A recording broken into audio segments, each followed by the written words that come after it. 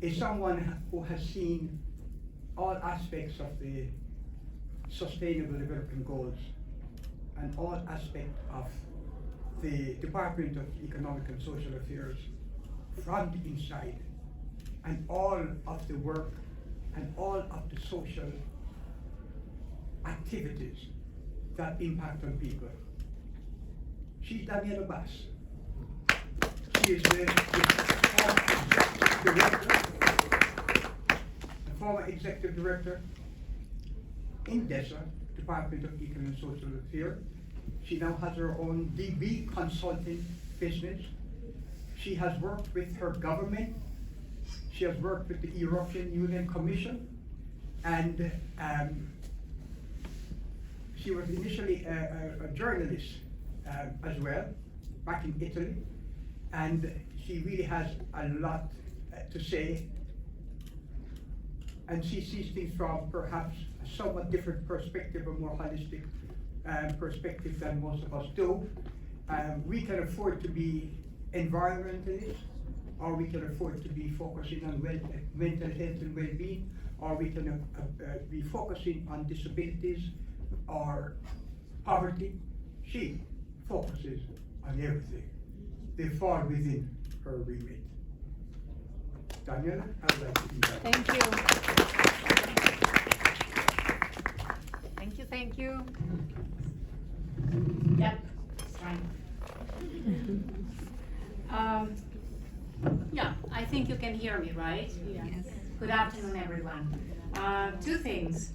I need to wear my glasses, and I will help myself with a little notes that I prepared. Above all, though, I would like to thank the permanent mission and the ambassador of Sierra Leone, of course, the Turkish permanent mission as well, I guess, because they facilitated having this magnificent auditorium today.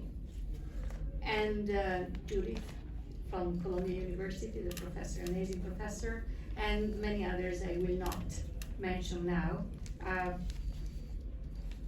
It's a difficult task, the one I was given, because I have had the honor for the last 12 years to work at the United Nations until a few days ago.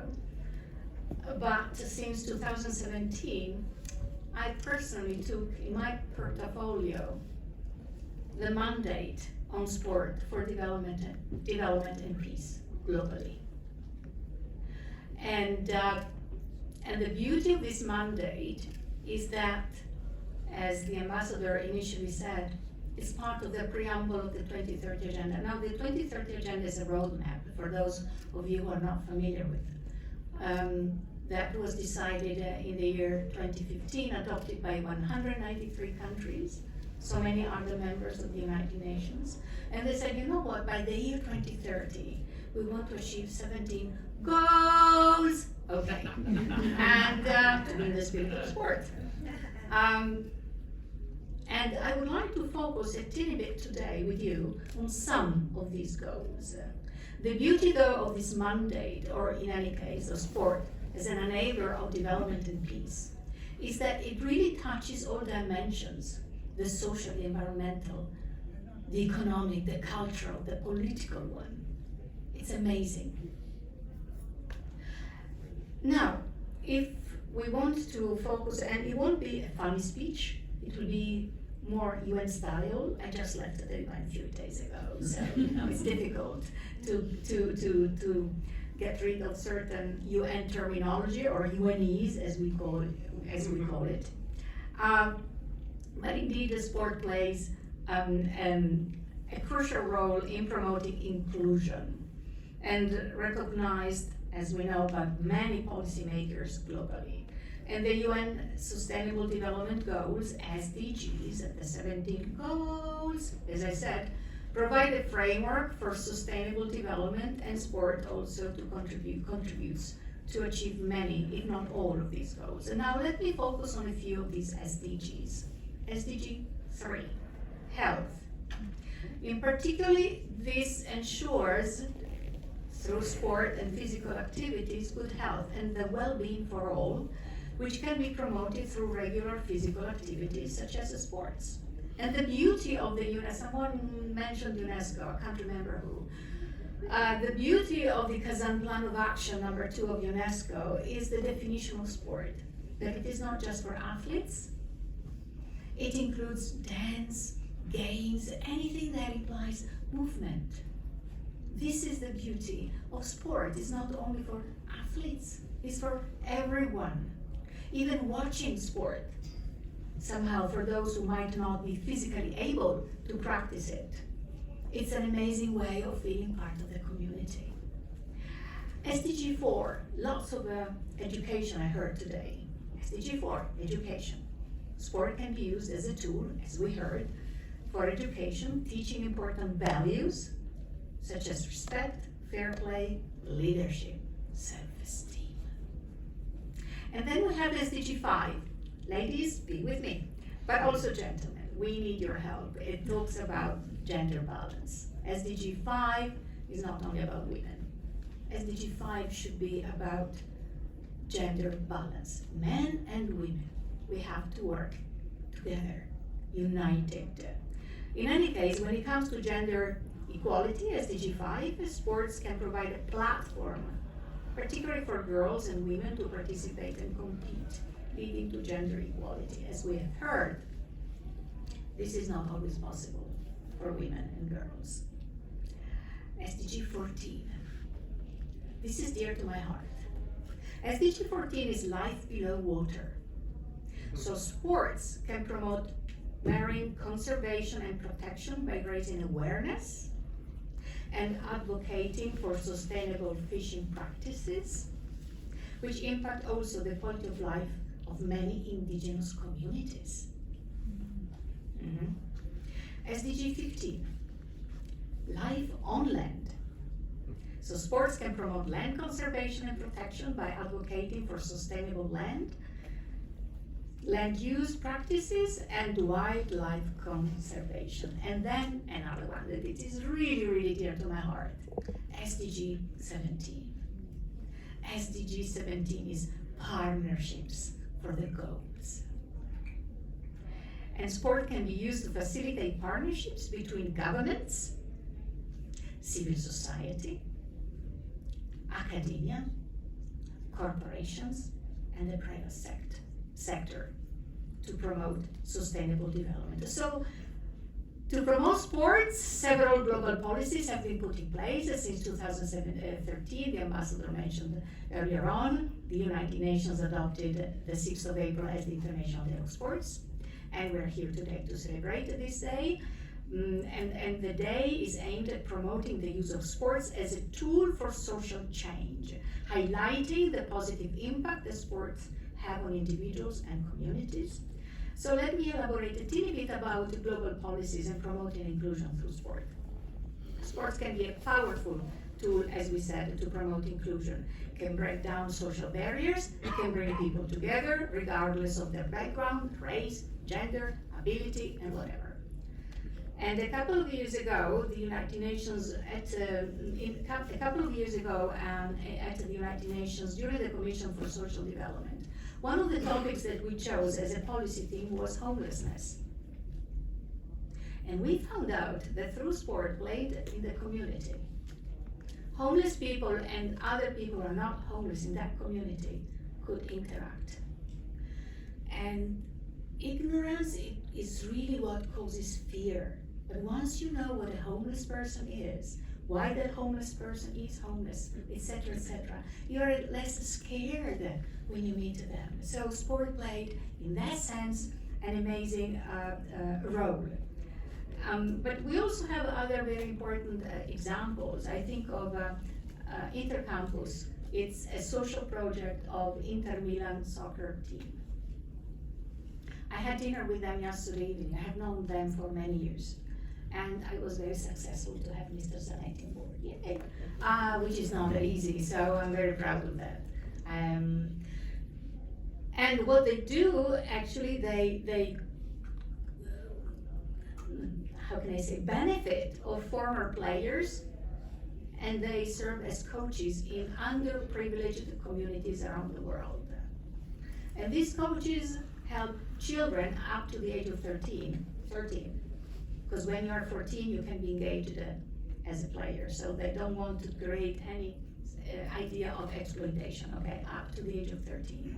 But they provide that kind of guidance, support, also to the families for these children, as we have heard by other champions earlier on, to emerge, to grow, to have hope, and to also have trust in their well-being and trust in those who decide the policies for their life, actually. So policymakers must adopt policies that address the barriers to participation and promote diversity and inclusion. And this could be 5 ideas.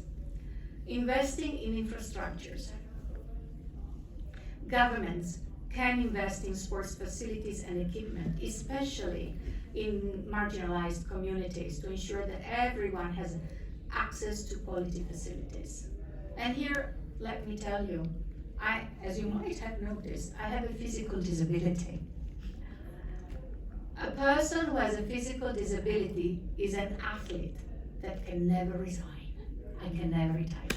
Never. So, if there is access to facilities where one can practice a sport, physical activity, just mingle with others to break isolation and prejudices. This is something that governments can do. But not only governments, also the private sector. SDG 17, partnerships. Promoting diversity and inclusion. Sports organizations can develop programs that promote diversity and inclusion and address issues such as discrimination, harassment, and bias. And these programs can include training for coaches, officials, and athletes to ensure that everyone feels welcome and respected.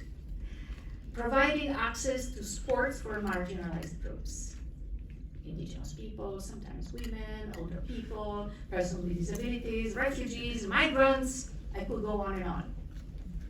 Well, providing access to sports for marginalized groups, then governments and sport organizations together, they can work to ensure that marginalized groups, such as those I just mentioned, have really access to sports programs and facilities. Number 4, providing financial support.